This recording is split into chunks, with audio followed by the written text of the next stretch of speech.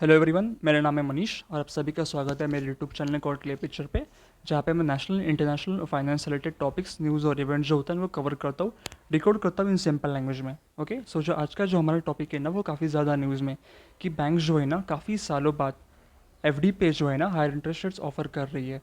And usually हम लोग देखते हैं ना कि बैंक जो होती है यूजुअली जो एफडी रेट डिसाइड करती है ना, तब यूजुअली मंथ्स या फिर ईयर स्पेसिफिक होता है। लेकिन अभी क्या हो रहा है ना, काफ़ी सारी बैंक जो है ना स्पेशल स्कीम्स लॉन्च कर रही है, जहाँ पे मंथ्स या फिर ईयर स्पेसिफिक नहीं तो बल्कि डे स्पेसिफिक स्कीम्स लॉन्च कर रही है। For example 200 days, 300 days.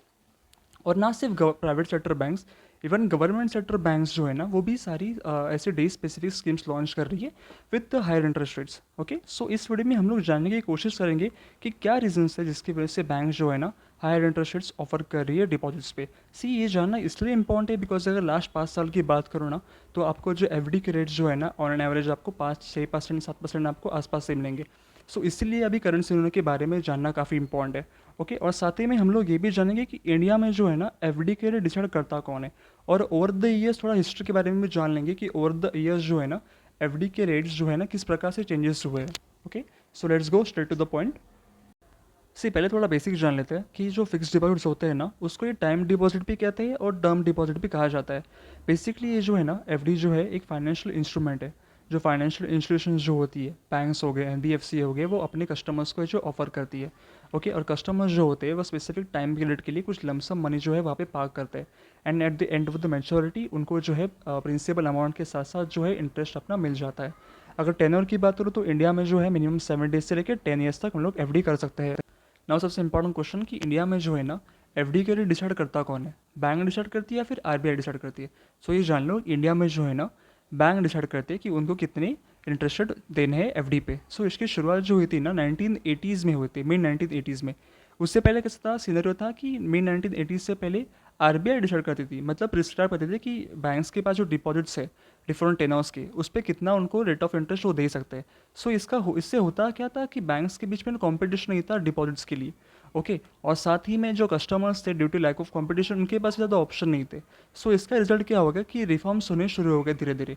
लेकिन शुरुआती दौर में जो है इनिशियल लेवल पे जो है ना बैंक्स के पास काफ़ी कम पावर थी to decide their own rate of interest. लेकिन धीरे धीरे जो है जैसे कि अक्टूबर 1997 में जो है आरबीआई ने जो है कम्प्लीटली फ्रीडम दे दिया बैंक्स को to decide their own rate of interest. That means जो है आरबीआई ने कम्प्लीटली डिरेगुलाइज कर दिया। और आज की डेट की बात करूँ, सो ना सिर्फ एफडी के रेट्स, इवन अगर सपोज कोई एफडी अगर प्री मैच्योर विड्रॉ भी करता है तो उसके जो पेनल्टी रेट जो है ना वो भी बैंक्स को अधिकार है डिसाइड करने का। और अगर आज की डेट की बात करूँ तो जो सबसे जो इम्पोर्टेंट डिपॉजिट रेट्स है, चाहे वो फिक्स्ड डिपॉजिट्स हो या सेविंग डिपॉजिट्स हो, दोनों के दोनों जो है बैंक खुद डिसाइड करती है। 2011 में जो है ना आरबीआई ने डिरेगुलेट कर दिया था सेविंग डिपॉजिट रेट्स को भी। अभी थोड़ा हिस्ट्री के बारे में जान लेते हैं कि ओवर द ईयर्स क्या क्या चेंजेस हुए हैं फिक्स्ड डिपॉजिट्स के इंटरेस्ट रेट्स में।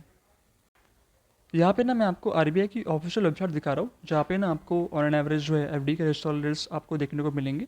सो एज यू कैन सी ना, एक टाइम था जब एफडी के रेट जो थे ना 10%, 12% के ना आसपास थे। और हिस्टोरिकल हाई की बात करूँ तो 1992, 1995 में जो है ना यू कैन इजली सी 13% इतने यूज थे। लेकिन 2000 के बाद से जो है ना एफडी के जो रेट्स है वो कंटिन्यूसली जो है गिरना शुरू हो गए।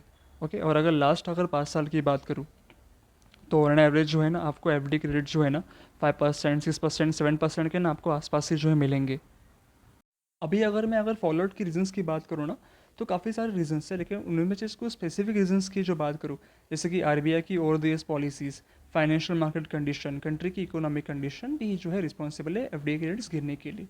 ओके, और साथ ही में ना हमें एक और चीज़ समझनी पड़ेगी, हमें ना as FD as a instrument भी समझना पड़ेगा। उसके पक्ष के बारे में, उसके डिमांड के बारे में भी हमें ना समझना पड़ेगा। अगर एडवांटेजेस की बात करूँ ना, तो एफडी के एडवांटेजेस काफ़ी सारे हैं, लेकिन उसमें से कोई स्पेसिफिक अगर बात करूँ तो आपको लोन चाहिए तो आपको लोन मिलेगा। अगर आप सीनियर सिटीजन हो तो आपके लिए एडिशनल इंटरेस्ट रेट मिलेगा। अगर आप 7 दिन के लिए भी करते हो ना तो आपको उतना ही रिस्क फ्री रिटर्न आपको जो है मिल जाएगा। और सबसे इंपॉर्टेंट चीज़ मान के चलो, अगर आपकी बैंक जो है ना वो डीआईसीजीसी यानी deposit insurance and credit guarantee corporation के अंडर अगर इंश्योर्ड बैंक हो, ओके, सो जो आपके जो बैंक डिपॉजिट्स है ना उनको अप टू 5 lakhs तक जो है इंश्योरेंस कवर मिलता है। मान के चलो अगर कोई इंश्योर्ड बैंक है, अगर कल के डेट में अगर कोलैप्स भी हो गया है ना, तो उसमें जो डिपॉजिट्स है ना अप टू वर्थ 5 lakhs उनको जो है ना कहीं इंश्योरेंस मिलता है। ओके, सो ये सब चीज़ें जो है ना, ये भी काफ़ी ज़्यादा है ना डिमांड को ड्राइव करती है एफडी के। और अभी अगर सप्लाई साइड की बात करो ना, so you can find out the India में जो है ना एवरेज डिपॉजिट ग्रोथ जो है ना, वो अराउंड आपको 15% के आसपास मिलेगी। और डिपॉजिट में से सबसे ज़्यादा डिमांड जो होती है ना, वो एफडी को ही होते हैं। 60-70% जो है ना ओवर द ईयर्स एफडी को ही सबसे ज़्यादा डिमांड है। ये जो डिमांड है ना ओवर द ईयर्स बढ़ते रहेगी, बिकॉज गवर्नमेंट भी जो है ना काफ़ी अपने लेवल पे जो है काफ़ी ज़्यादा जो है ना प्रमोट कर रही है फाइनेंशियल सर्विसेज के इंक्लूजन को।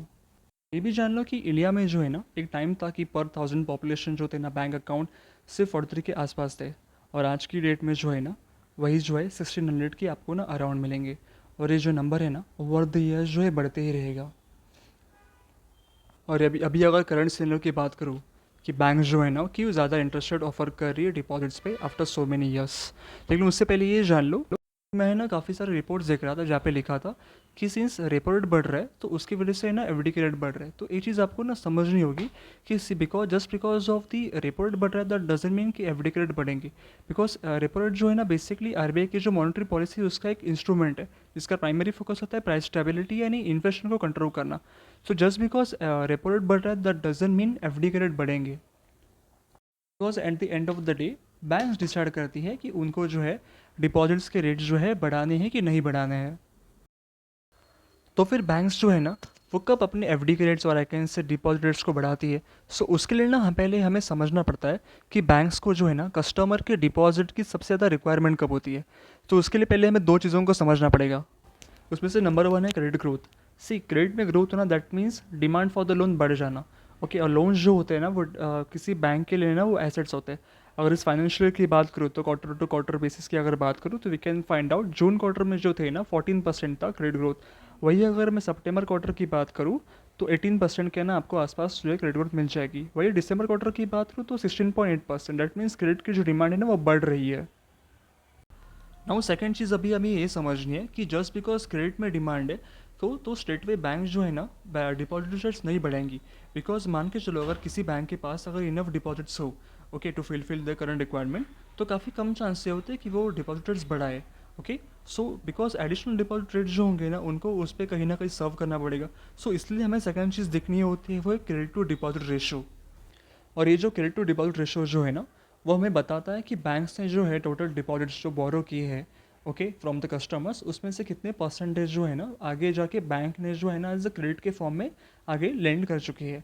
ओके, सी हायर रेशो अगर सीडी रेशो हाई हो दैट मीन्स जो है ना स्ट्रॉन्ग डिमांड है क्रेडिट के लिए as compare to the deposit की ग्रोथ से।